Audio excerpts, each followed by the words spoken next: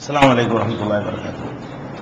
கண்ணியத்திற்குரிய எல்லாம் வல்ல அல்லாஹ் ஜல்ல ஷானஹு தஆலாவின் நல்லடியார்களே, இஸ்லாம் கூறும் பொருளியல் என்ற இந்த தொடரிலே முஸ்லிம்கள் எதையெல்லாம் ஹராம் என சொல்லி தவிர்க்க வேண்டும் என்றால், பிறருடைய பொருளை ஹராம் என்று நம்ம புரிந்து கொள்ள வேண்டும்.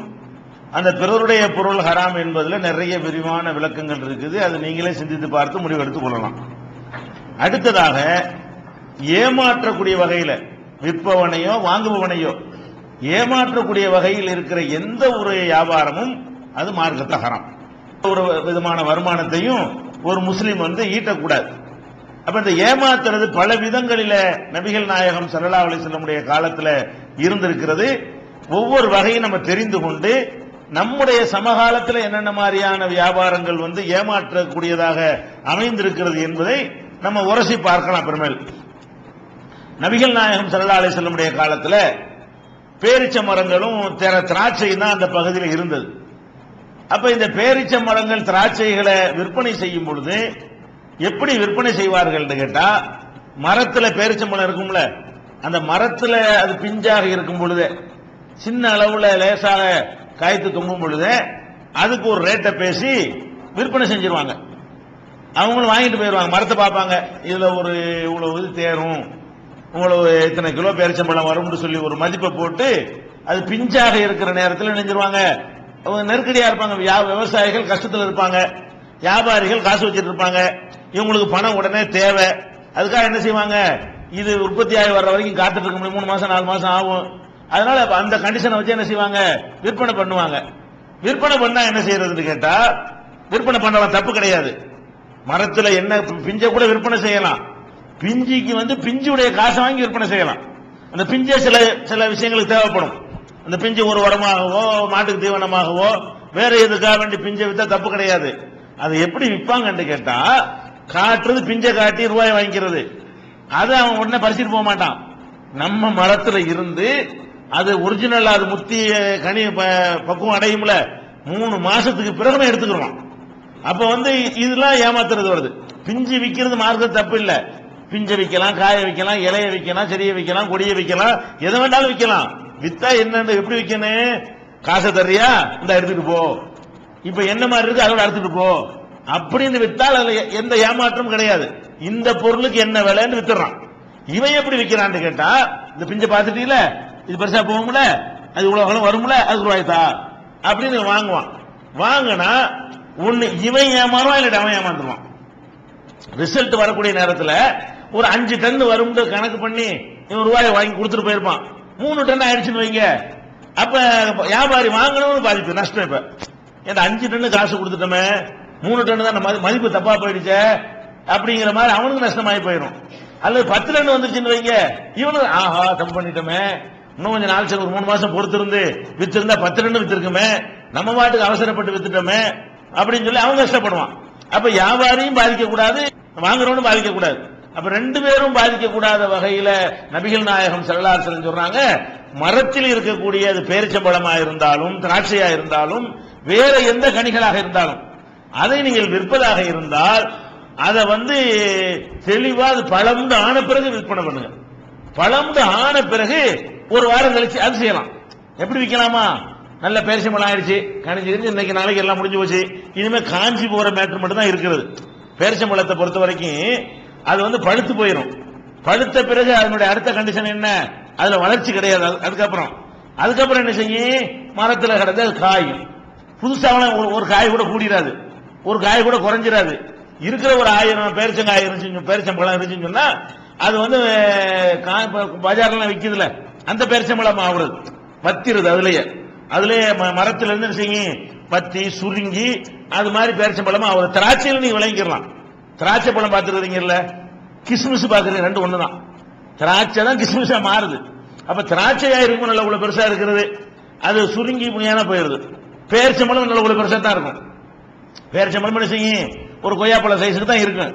அதை மரத்துல போட்டோம்னு சொன்னா அப்படி சுருங்கி சுருங்கி சுருங்கி சுருங்கி சுருங்கி ஆயிரும், சின்னதாகி அந்த நம்ம 4 படை வச்சுக்கிற மாதிரி அந்த பேரிச்சம்பழமா மாறுது.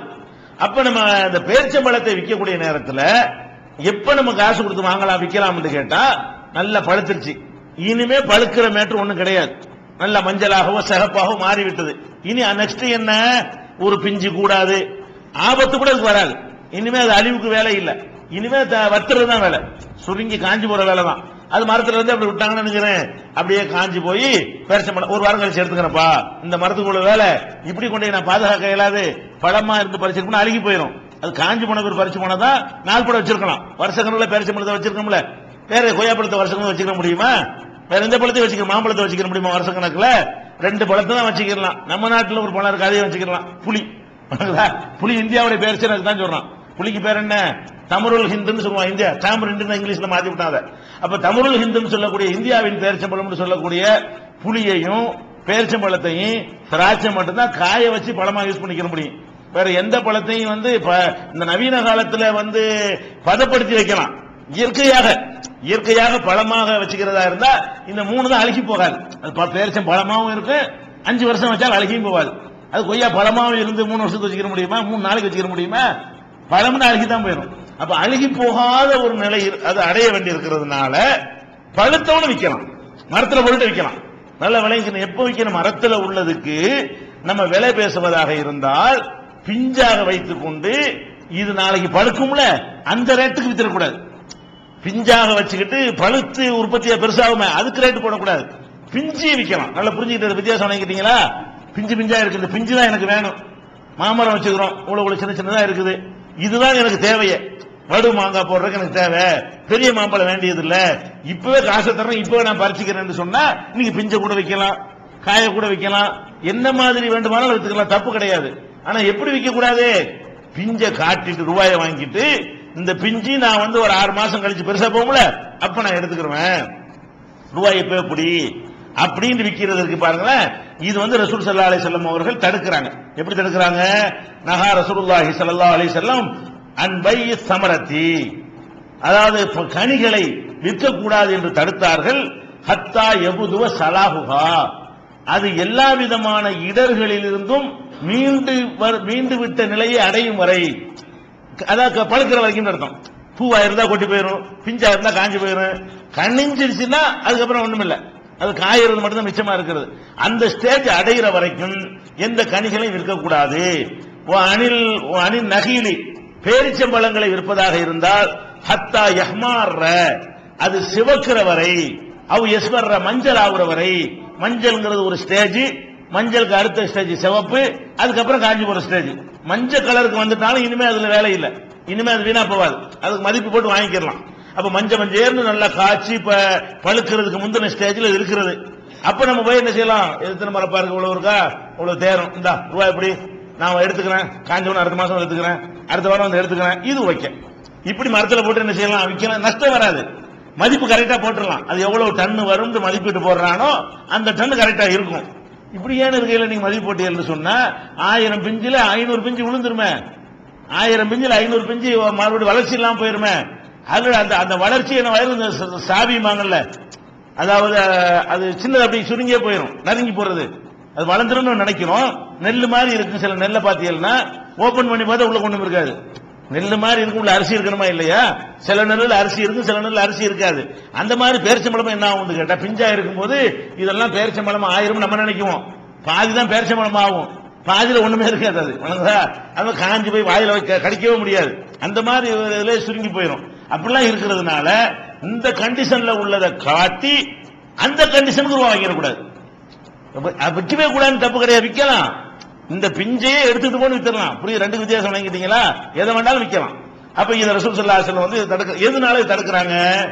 இதுல என்ன நடக்குது?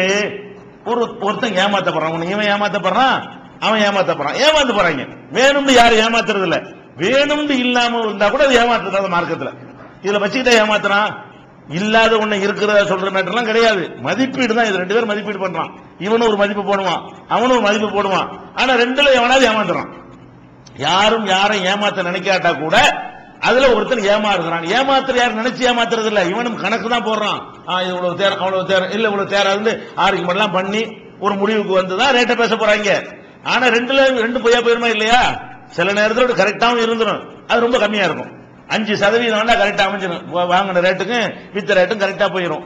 பெரும்பாலும் சரியா வராதுங்கிறதுனால இதுல திட்டமிட்டு ஏமாற்றுதல் ஒண்ணுமே இதுல கிடையாட்டா இல்லாட்டாலும் இதுல ஏமாறுதல் இருக்கத்தான் செய்கிறது. யாரும் வியாபாரம் மன நிறைவா இருக்கணும். அதை கையில வாங்கின பிறகு மனத்துக்கு விஷயமே நமக்கு ஒன்றும் பாதிப்பு இல்ல, கரெக்டான ரூபா வாங்கிட்டோம், அல்ல கரெக்டான பொருளை கொடுத்துட்டோம் அப்படின்னு நினைக்கணுமே தவிர ஏண்டா வித்தோம் ஏண்டா வாங்கணும்னு நாளைக்கு நினைச்சு வருத்தப்படுற மாதிரி ஒரு வியாபாரம் இருந்தால் அது அவன் மனப்பூர்வமா தரல, இவனு மனப்பூர்வம் விட்டு தரல, அழுதுகிட்டே இருப்பான், நொந்துகிட்டே இருப்பான். பாவி பைத்தியக்காரத்தனம் பண்ணிட்டோமே, அநியாயத்துக்கு நம்ம போச்சே, 2 டன் போயிடுச்சு, அநியாயத்துக்கு 5000 ரூபாய் கூட போச்சு, அநியாயத்துக்கு 5000 ரூபாய் குறைஞ்சு போச்சு, இப்படி நினைச்சிட்டே இருப்பானா இல்லையா? இப்ப ஒருத்தர் நினைக்க விட்டு நம்ம திங்கிறது ஹலால் ஆகுமா? அதனால ரசூல் ஸல்லல்லாஹு அலைஹி வஸல்லம் அவர்கள் திட்டமிட்டு ஏமாற்றாவிட்டாலும் அது வேணாங்கிறாங்க. இதுல ஃப்ராட் எல்லாம் ஒண்ணும் கிடையாது. திட்டமிட்டு ஏமாற்றுதல்ங்கிறது ஏற்கனவே சொன்னதெல்லாம் இருக்குது. மாட்டை பால கறக்காம வச்சு அதெல்லாம் ஃப்ராடுன்னு திட்டமிட்டு செய்யறது.